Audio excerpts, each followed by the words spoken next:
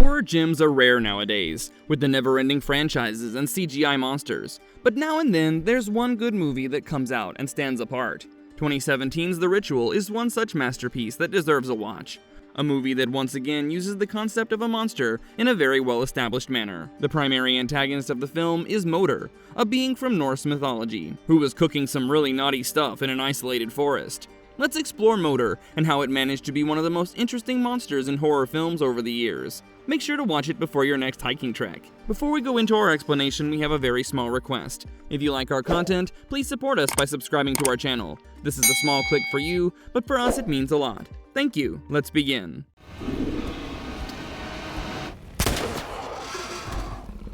Moder, the Norse horror in The Ritual. Over the years, the monster genre has grown into its own individual genres, and even spawned a variety of franchises. Some of these monsters have a lot more to tell than the movies or the books, while others just remain in that world of fiction. The moment the fiction is inspired by a mythical being, it becomes a wholly different version of horror that can't be easily forgotten. A typical example would be Moder, the monster that made its appearance in the 2017 film The Ritual, based on the 2011 novel by Adam Neville. This beast is a terrifying creature, with an appearance that's unique, but what stands out the most about it is that it's derived from Norse mythology. While this so-called Jotunn, I hope I'm pronouncing it right, checks off all the essential pointers of a monster in a film, from having a bizarre design to having a limited appearance like our old pal Jaws. It furthers its characterization by bringing Norse mythology into play. Now, according to the very basics of information that we get to know from the film, she's the bastard son of the mischievous god Loki, who's managed to establish her own cult based on certain rules. Just in case you're confused, the book actually refers to her as the bastard son as well in the movie, and this could just be the fact that it's a symbolic reference to a very specific literal description of the gender of Moder. It marks its victims based on their emotional wounds and turns them into its worshippers, while the others end up being its victims and are tortured by it. It does seem like the simple rule of providing the leader and, in turn, being protected. But there's a catch. Moder gives immortality to its worshippers based on some rules, including being secluded from the outside world and not harming the elders. The mere terror and manipulation technique that Moder thrives upon makes it one of the most chilling figures in the horror genre we've witnessed in a while.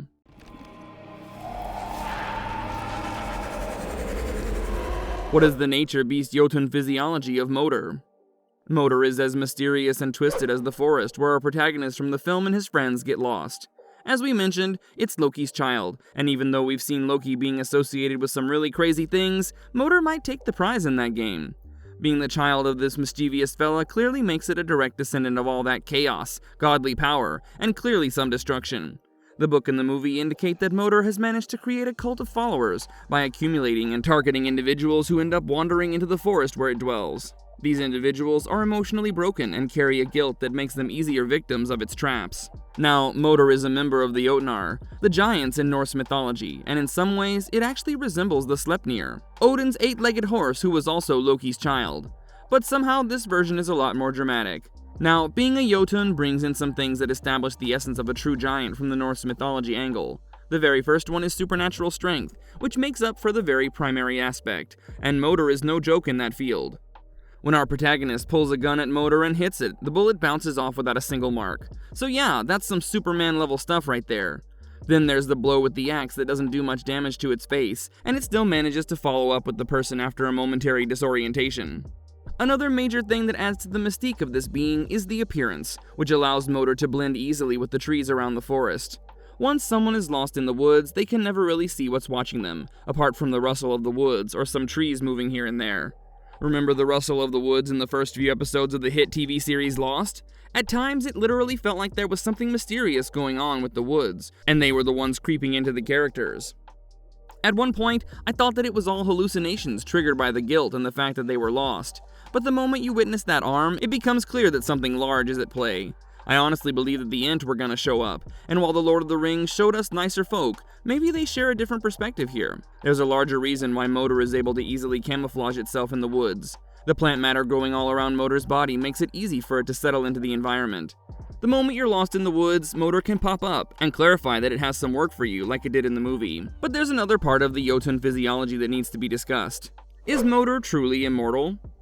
Now, Norse mythology, or any mythology, can be somewhat confusing when dealing with the concept of immortality. While one may argue that all the godlike beings such as Odin, Loki, or Thor are immortal, the same cannot be said for the Jotunn giants, even though they are closely associated with godlike beings. But these beings still do live for a long time, and they have powers that don't really make them look very distinct in comparison to the immortal gods. For example, it would take someone really powerful to cause some harm to the giants and be able to kill them. But there are particular cases of Jotunn who have godlike abilities, and thus they can actually possess abilities that seem to appear very much like immortality. This also comes with beings who are offspring of Norse gods themselves, such as the Jormungandr, the Midgard serpent, who's another child of Loki. In the case of Moder, things are somewhat different, as Moder is also a pagan goddess, and even though there's no clear explanation about her, she might be immortal after all. She can't age, and that's something as mysterious and spooky as the dense forest where she hangs out. Even though one might jump into Moder's association with immortality being partly associated with her being Jotunn, it might just be a supernatural aspect in order to give her a more divine persona as a forest deity. A monstrous appearance, the terrifying design of Moder. Even though we have seen almost all the possible versions of nightmarish creatures we could possibly imagine, every year, something or the other manages to bring a whole new design into the world. If we're talking about Guillermo del Toro, then we can clearly say that this man had some really messed up nightmares. I personally think one of the best character designs for a monster was given to John Carpenter's masterpiece, The Thing.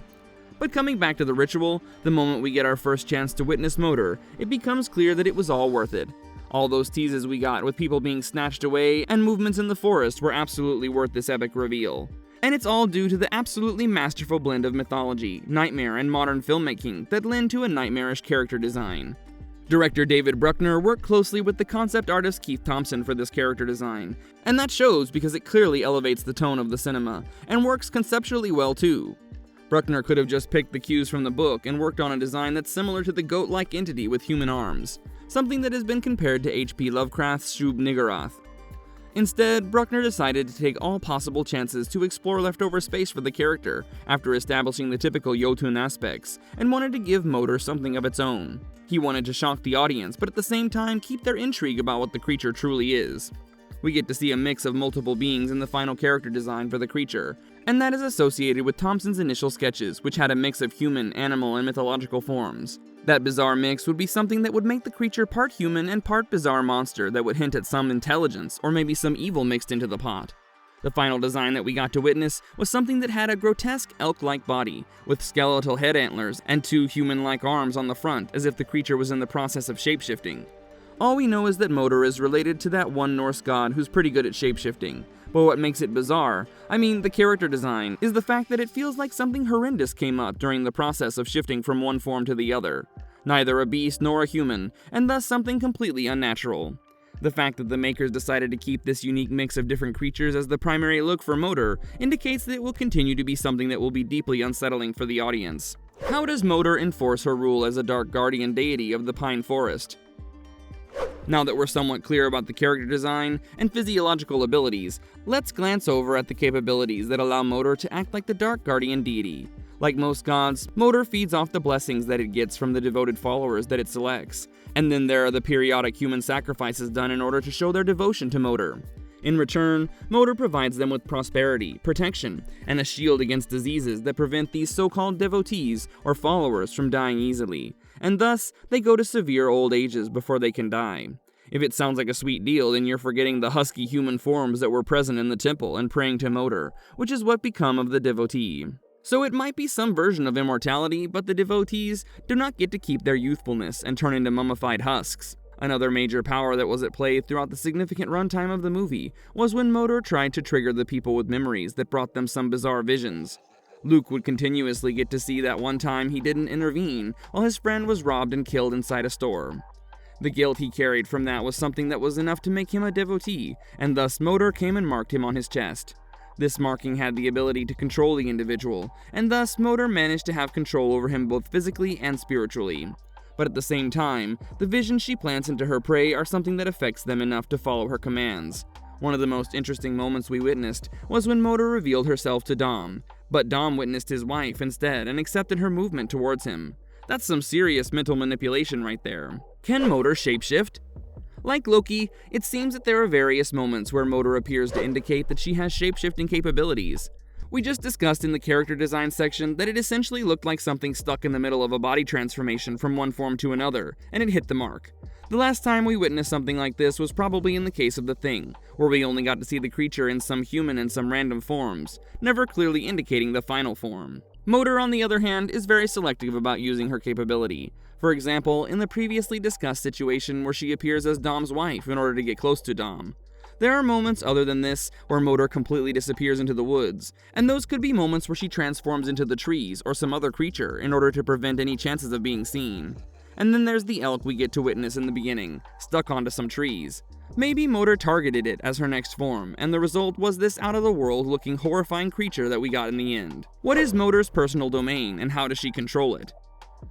We had already discussed Motor's camouflaging capability, but then the forest almost felt like a larger embodiment of her. There were times when things in the forest moved according to her requirements for her to target her prey. Also, this allowed her to lure them and make them feel lost inside the woods. It's as if the forest and every leaf, shadow, and branch were things that she had complete control over. So stepping into the forest is basically the moment that you get yourself chosen as a victim to Motor. Marvelous verdict. The ritual sticks out like one of those stories that you would hear in a random blog or a hoax, and there are things about it that play so well. Even though we have something like Motor, who's the primary antagonist here, the psychological aspects of the other characters play a key role in the movie too. All in all, one has to agree that these cult-based movies have a cult following of their own, and yes, the pun is very much intended. While The Ritual didn't manage to gather a good following during its release, it's definitely a gem, and then there's the interesting take on the creature Motor, something that's not easily forgotten. So the next time you're on a hiking trip with your friends, remember to make sure the forest isn't that dense. You might come across someone you didn't intend to. And if you liked our content, don't forget to leave a like and subscribe to us if you haven't already. Have a good one and be safe. Thanks everyone.